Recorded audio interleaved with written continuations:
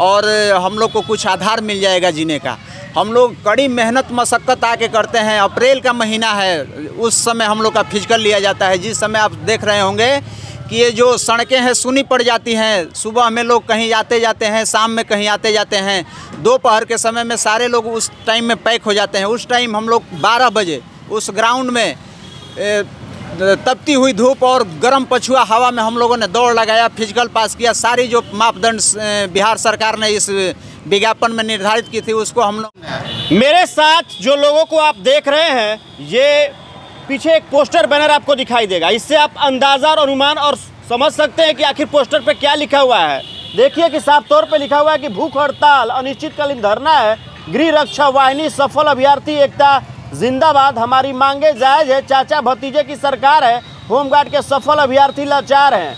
यानी कि बिहार गृह रक्षा वाहिनी विज्ञापन संख्या 211 के भोजपुर जिला में सफल अभ्यर्थी को नियुक्ति देना होगा, ये पोस्टर पे लिखा हुआ है। और मेरे हाथ में 2011 का जो विज्ञापन है वो मेरे हाथों में है, जो दैनिक जागरण में छपा था। यानी कि आज से कई साल पहले ये विज्ञापन छपा और बिहार गृह रक्षा वाहिनी की वैकेंसी निकाली गई। 11,122 पदों की वैकेंसी निकाली गई। लेकिन इसमें कितनी बड़ी धांधली बहुत ज़ोरों पे चली। इसीलिए हम बताते हैं कि बिहार में भ्रष्टाचार की फैक्ट्री है और उस भ्रष्टाचार की फैक्ट्री में भ्रष्टाचार वाले रोजगार को बिहार की सरकार पैदा करती है, यानी कि जन्म देती है। लेकिन आप देखिए मेरे साथ जितने लोग इस अनिश्चितकालीन धरना में बैठे हैं, ये लोग 2011 में इस जो बिहार गृह रक्षा वाहिनी का जो विज्ञापन वैकेंसी निकाला गया था कि बेरोजगारों को रोजगार दिया जाएगा, लेकिन इनको अभी तक रोजगार नहीं मिला।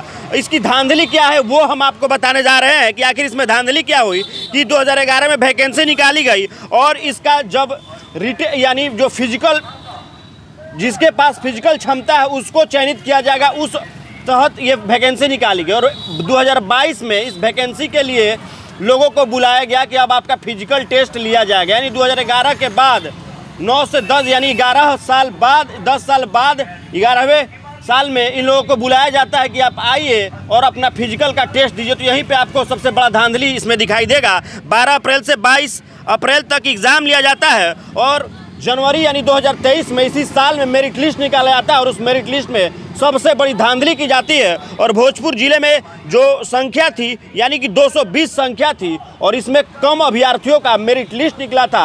आखिर जब इतने लोग फिजिकल टेस्ट में पास हो गए थे तो इतनी बड़ी धांधली करने की आवश्यकता क्यों पड़ गई हमारे बिहार सरकार को? क्या इन लोगों के पास से घूस का पैसा उनके पास नहीं पहुंचा था क्या? ये मेरा सबसे बड़ा सवाल है। जो सत्ता में दो राजकुमार सत्ता हासिल करना चाहते हैं और सत्ता की कुर्सी को हथियाना चाहते हैं, इसीलिए पोस्टर पे भी इन्होंने लिखा है कि चाचा भतीजे की सरकार है। लेकिन हम उस जो चीज़ बताएं उसके पहले आप इनसे सुनिए कि ये लोग जो बैठे हैं आखिर अनिश्चितकालीन धरना पे सारा माजरा क्या था और कैसे इसमें ताना बुना गया। ये खेल, ये जो भ्रष्टाचार का खेल है, ये कैसे हुआ भ्रष्टाचार पूरा?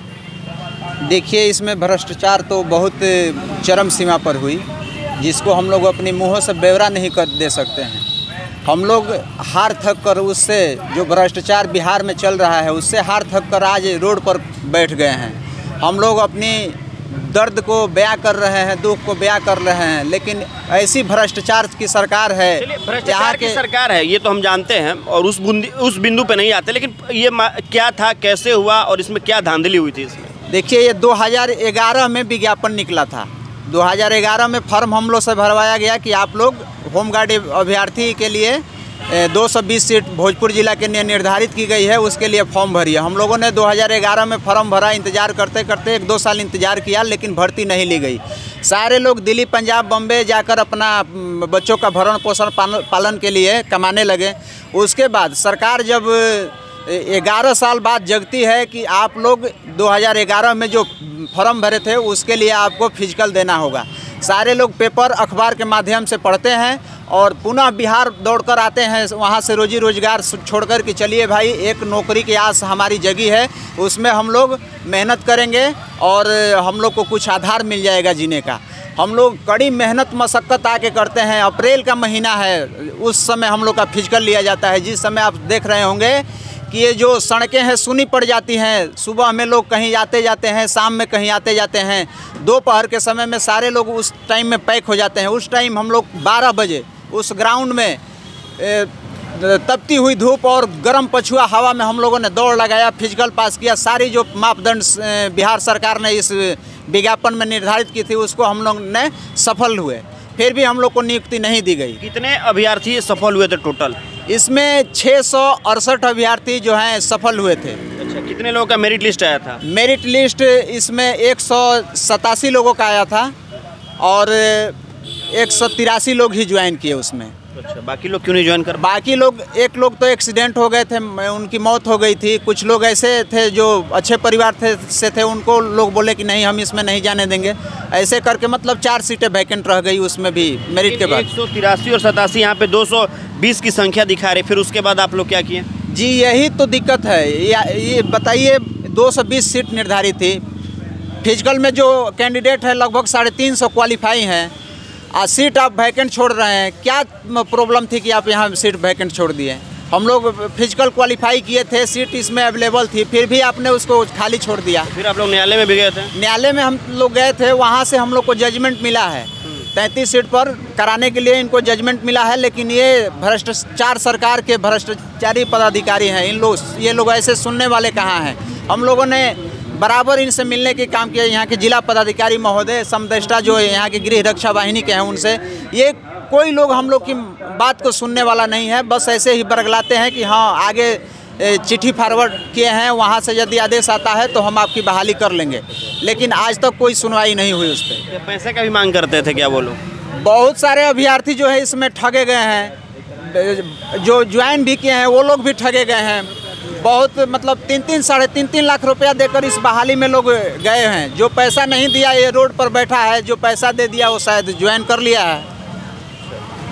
जो पैसा दे दिया वो ज्वाइन कर लिया, और जो पैसा नहीं दे सके वो लोग रोड पे, सड़कों पे इस तरीके से अनिश्चितकालीन धरना दे रहे हैं। और मजबूरी ये है और हालात ये है और बेबसी ये है कि ये किसान के बच्चे हैं और यहाँ पे सड़कों के एक साइड में, किनारे में अनिश्चितकालीन धरना दे रहे हैं। चाचा भतीजे की सरकार है और गृह रक्षा वाहिनी जो बिहार पुलिस के माध्यम से जो निकाला गया था वैकेंसी, उसमें सबसे बड़ी धांधली और भ्रष्टाचार का पर्दाफाश करते हुए ये लोग दिखाई दे रहे हैं, लेकिन इनकी सुनी नहीं जा रही है। उस वक्त जब धांधली हुआ था, 2011 में वैकेंसी निकाला गया था, और 2022 में जब इसका फिजिकल टेस्ट लिया गया, और 2023 में जब मेरिट लिस्ट निकाला गया, तो इतनी बड़ी धांधली, इतने बड़े स्तर पे जो रोजगार देने की बात करते हैं और सत्ता में आने की बात करते हैं और लोभ लालच देते हैं, जरा देखिए इनके तरफ में कि आपकी सरकार कितनी बड़ी भ्रष्टाचार कर रही है। तो जो अधिकारी हैं, जो लोग इस कदर कानों में अपनी रुई ठूस के बैठे हुए, उनको जगने की आवश्यकता है कि इतनी बड़ी भ्रष्टाचार वो क्यों कर रहे हैं इन लोगों के साथ में। क्योंकि जो तय किया गया था, जो सीट की वैकेंसी तय की गई थी, उसमें ही सबसे बड़ा घोटाला कर दिया गया। लेकिन अभी भी ये लोग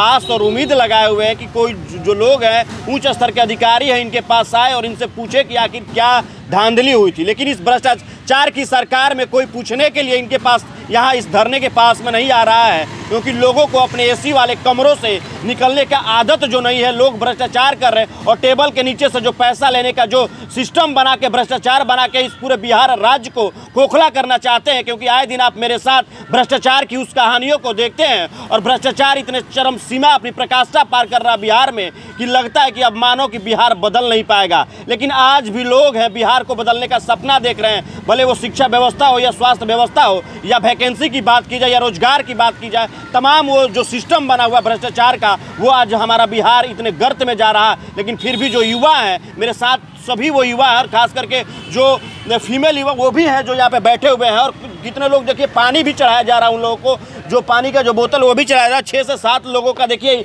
हम आपको दिखा रहे हैं कि ये सदर अस्पताल में इन लोगों की एडमिट भी हुए हैं और 9 तारीख से अनिश्चितकालीन धरना पे यहाँ पे बैठे हुए हैं रोड के किनारे में। लेकिन फिर भी सरकार नहीं सुन रही है। सरकार वहाँ जाएगी जहाँ से टिकट के लिए जो विधायक, जो नेता उनको पैसा देते हैं, उनके दरवाजे पे यहाँ पे जाएंगे। क्योंकि पिछले दिन आपने देखा था कि कैसे यहाँ पे माननीय जो लोग हैं, विधायक है, वहाँ पे आरजेडी के प्रमुख जो वहाँ पे लालू यादव गए थे, और जो स्वास्थ्य मंत्री वर्तमान में पदस्थापित हैं, जिन्हें राजकुमार के नाम से हम पुकारते हैं, तेजस्वी यादव, उनके बंगले पे जाकर वहाँ पे उन्होंने जाने का काम किया, लेकिन यहाँ पर और इनकी आवाज़ को बुलंद करने का काम ना तो जिला के पदाधिकारी कर रहे हैं, ना ही यहाँ के जो सदर के विधायक है वो भी यहाँ तक अभी तक नहीं पहुँच पाए हैं। तो मेरा प्रयास है कि इस वीडियो को ज़्यादा से ज़्यादा शेयर कीजिए, ताकि जो भ्रष्टाचार कर रहे हैं और टिकट के नाम पे पैसा उगाही का काम करते हैं और वैकेंसी और रोजगार देने के नाम पे पैसा उगाही का काम जोरों पे चलाया जा रहा है। बिहार में रोजगार देने के लिए जो जोरों से पैसा लिया जा रहा है, बिचौलिया है जो मुन्ना भाई लगातार घूम रहे हैं और पैसा ये जो सिस्टम बनाया है सरकार तक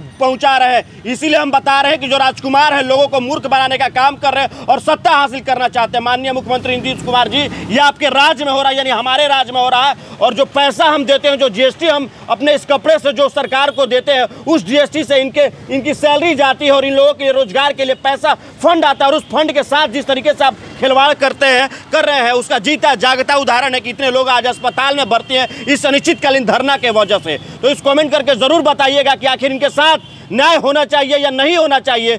आप कमेंट सेक्शन में जरूर लिखिए और इस वीडियो को ज़्यादा से ज़्यादा शेयर कीजिए, ताकि इन तक न्याय पहुंच सके और ऐसे भ्रष्टाचारों के ऊपर लगाम लगाया जा सके और भ्रष्टाचार की फैक्ट्री में भ्रष्टाचार वाले रोजगार पैदा हो रहे हैं, उनके ऊपर FIR और मुकदमा किया जा सके और अधिकारियों के कानों तक ये आवाज़ पहुंच सके। जय हिंद।